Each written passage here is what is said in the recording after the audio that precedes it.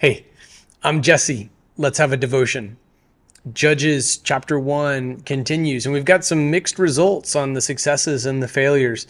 The Benjaminites have just sort of acquiesced to living with the Jebusites in Jerusalem, and that's going to come back to reap an absolute whirlwind of destruction later. But let's check in on the Ephraimites, all right, from the tribe of Joseph. The house of Joseph also attacked Bethel, and the Lord was with them. Okay, good. Some good news in the book of Judges. They sent spies to Bethel, the town that was formerly named Luz.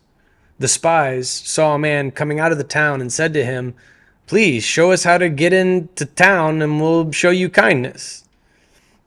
When he showed them the way into town, they put the town to the sword but released the man and his entire family. Then the man went to the land of the Hittites, built a town, and named it Luz. And that is its name still today. All right, so it's like a mixed bag of results, but if you're familiar with the book of Joshua, you may have already known this. It's very similar to Joshua chapters 2 and 6. They send a spy into the city to scope things out first, and the spy comes back, and then the report is useful. They're able to conquer the city.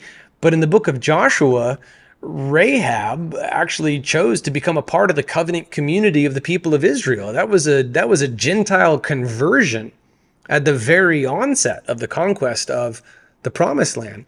But this guy kind of rebuilds his pagan town. All right, they sent spies to Bethel that was formerly known as Luz. And then look, when this spy and his family, when he goes to the land of the Hittites, he builds a town and he names it Luz. So there's another Luz.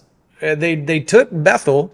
It used to be known as Luz. Bethel was an instrumental city in redemption, in redemptive history. All right, it's this place where God would come and restore. It was formerly known as Luz. And now it has a new legacy. Even the suffix El on Bethel evokes Elohim. It speaks of God, its name. But now the former pagan namesake has been reestablished in the land of the Hittites. So it's a mixed bag of results. There's definitely no Rahab here. Okay, Rahab would become a part of the lineage that would lead to Jesus. She's recorded forever in the Hall of Faith.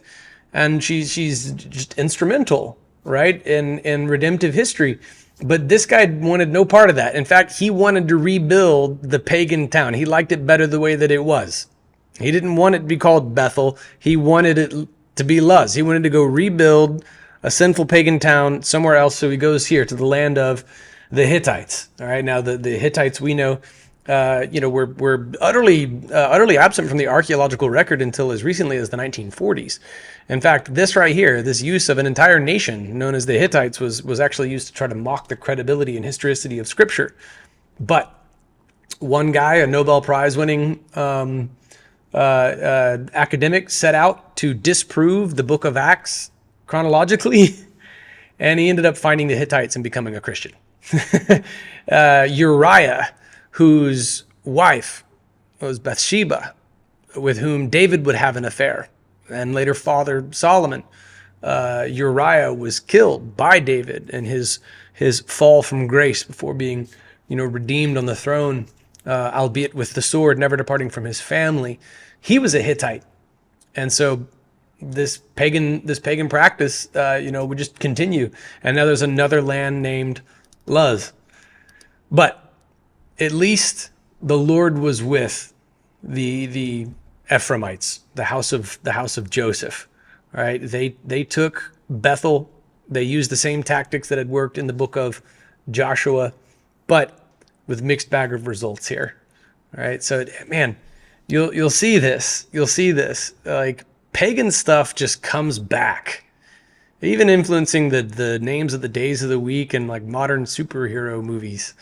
Ancient pagan gods that were worshipped thousands of years ago, they're kind of still in the forefront of modern thought. All right, now I'm not going to be overly critical of that. I've watched all the Avengers movies; they were entertaining, right? But I do find that remarkable how people will fight hard to keep pagan practices and pagan worship and pagan nomenclature from disappearing. If it's destroyed one place, it may be rebuilt somewhere else. But sometimes the opposite is true. My wife and I were on vacation in Mexico years ago, and we visited one of the like primary human sacrificial worship sites of the Aztec Empire. There was a town nearby, and the stones of the chapel were made from one of the pyramids that was used in this human sacrificial ritual. And there's some liberal commentary that says, "Oh, that's so sad. That's a loss of their culture, and Christians came in and just took their culture away." Like, dude, their culture was to drug kids and then kill them. All right. In the cenote that we swam in, there were hundreds of human skulls found originally. All right. They weren't there when we swam in it, but like that was their culture. Like their culture was human sacrifice. So I think it's the most beautiful thing I've ever heard, that they would take a temple that was used for human sacrifice and turn it into a house of God that still stands to this day. All right, the bloodstains on the stones making that little chapel, all right, speak to the complete conversion of a culture, redeeming it from its depravity and then turning it into something that is life-giving rather than life-taking.